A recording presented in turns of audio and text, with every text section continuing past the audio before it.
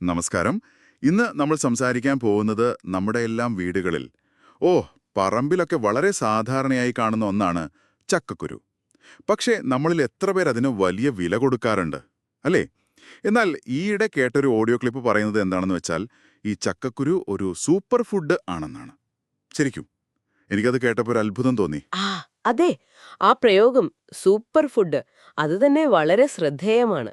അപ്പോ എന്തുകൊണ്ടാണ് ഈ ഓഡിയോ സന്ദേശം ഇത്ര സാധാരണമെന്ന് നമ്മൾ കരുതുന്ന, ചിലപ്പോൾ പാഴാക്കി കളയുന്ന ഈ ചക്കക്കുരുവിനെ ഇങ്ങനെ ഒരു സൂപ്പർ ഫുഡ് എന്നൊക്കെ വിളിക്കുന്നത്? ഇതിന്റെ പിന്നിലെന്താണ്? നമുക്കിതൊന്ന് എന്താ പറയാ, വിശദമായി നോക്കാം, അല്ലേ? തീർച്ചയായും. ഈ ഓഡിയോ ക്ലിപ്പ് തുടങ്ങുന്നത് തന്നെ ഒരു പ്രധാന പോയിന്റ് ഊന്നി പറഞ്ഞുകൊണ്ടാണ്. അതായത്, ഏറ്റവും നല്ല പോഷക ഗുണമുള്ള നാടൻ സാധനങ്ങൾ നമ്മുടെ കയ്യിലുണ്ട്, തൊട്ടുമുന്നിൽ. എന്നിട്ടും നമ്മൾ മലയാളികൾ ഇതിനെയൊക്കെ അവഗണിച്ച് ഈ ഫാസ്റ്റ് ഫുഡ്, ജങ്ക് ഫുഡ് എന്നൊക്കെ പറയുന്ന കൃത്രിമ ഭക്ഷണങ്ങൾക്ക് പുറകെയാണ് കൂടുതൽ ശ്രദ്ധ കൊടുക്കുന്നത് എന്നാണ് ആ ഓഡിയോയുടെ ഒരു വാദം. അപ്പോ അറിവില്ലായ്മയാണ് പ്രധാന പ്രശ്നം എന്നല്ലേ? അതെ, ഇത് വെറും അറിവില്ലായ്മ കൊണ്ടാണെന്ന് അവർ ശക്തമായി പറയുന്നുണ്ട്. നമ്മുടെ തൊടിയിലുള്ള ഒരു നിധിയെ നമ്മൾ തിരിച്ചറിയുന്നില്ല, അതാണ് അവസ്ഥ. ശരിയാണ്.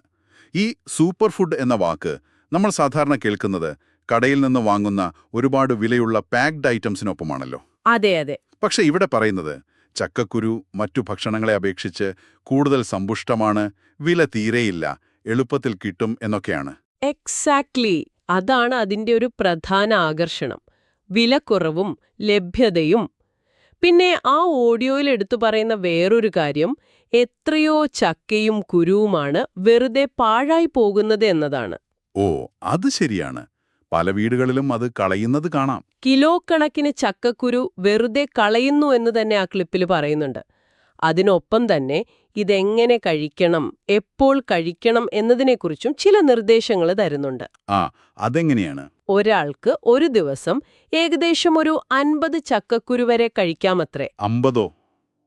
അത് കുറച്ച് കൂടുതലല്ലേന്ന് തോന്നും. കേൾക്കുമ്പോ നമുക്കൊരു സംശയം തോന്നാം. പക്ഷെ ആ ഓഡിയോ പറയുന്നത് ഇത് ശരീരത്തിന് താങ്ങാവുന്ന അളവാണെന്നാണ്. അതിൽ പ്രധാനം ഇത് രാവിലെ കഴിക്കുന്നതാണ് ഏറ്റവും നല്ലതെന്ന് പറയുന്നു. രാവിലെ? എന്തുകൊണ്ടായിരിക്കാം?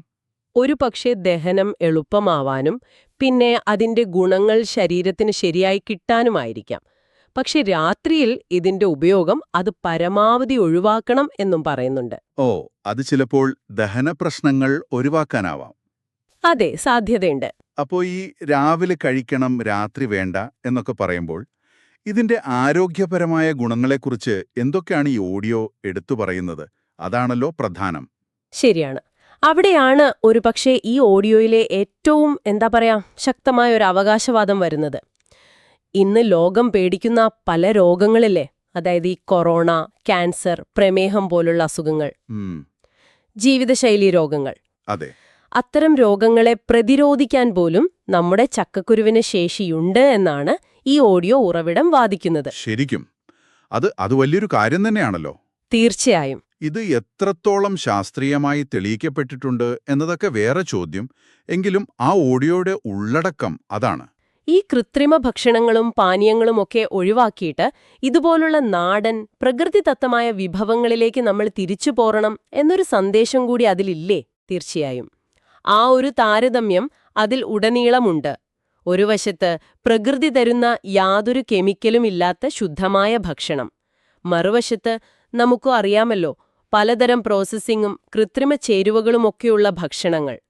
ഇവ തമ്മിലുള്ള വ്യത്യാസം നമ്മൾ മനസ്സിലാക്കണമെന്നാണ് ആ ശബ്ദരേഖ പറയുന്നത്. നമ്മൾ നിസ്സാരമായി കാണുന്ന ഈ ചക്കക്കുരു ആ ഓഡിയോ അനുസരിച്ച് വലിയൊരു ആരോഗ്യരഹസ്യമാണ് കയ്യിൽ വച്ചിരിക്കുന്നത്.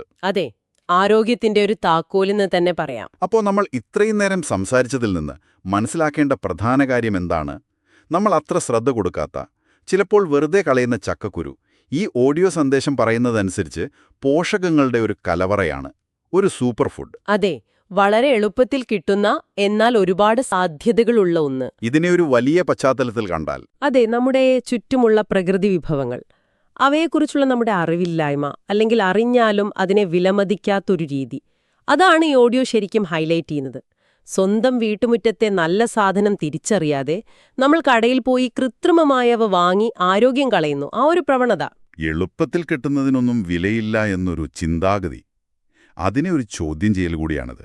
ശരിയാണ്. അപ്പോ ഈ ചർച്ച ഇവിടെ നിർത്തുമ്പോൾ നിങ്ങളെല്ലാവരും ഒന്ന് ആലോചിക്കാൻ ഒരു ചോദ്യം ചോദിക്കട്ടെ. ഈ ഓഡിയോയിൽ പറയുന്ന പോലെ നമ്മുടെ ചക്കക്കുരുവിന് ഇത്രയേറെ സാധ്യതകളുണ്ടെങ്കിൽ, ഇതുപോലെ നമ്മൾ ശ്രദ്ധിക്കാതെ പോകുന്ന എന്നാൽ ചിലപ്പോൾ വലിയ മൂല്യമുള്ള നമ്മുടെ ചുറ്റുവട്ടത്ത് തന്നെയുള്ള മറ്റെന്തെല്ലാം പ്രകൃതി വിഭവങ്ങളുണ്ടാകാം? അവയുടെ സാധ്യതകളെക്കുറിച്ച്, ഗുണങ്ങളെക്കുറിച്ച് നമ്മൾ ചിന്തിച്ചിട്ടുണ്ട്?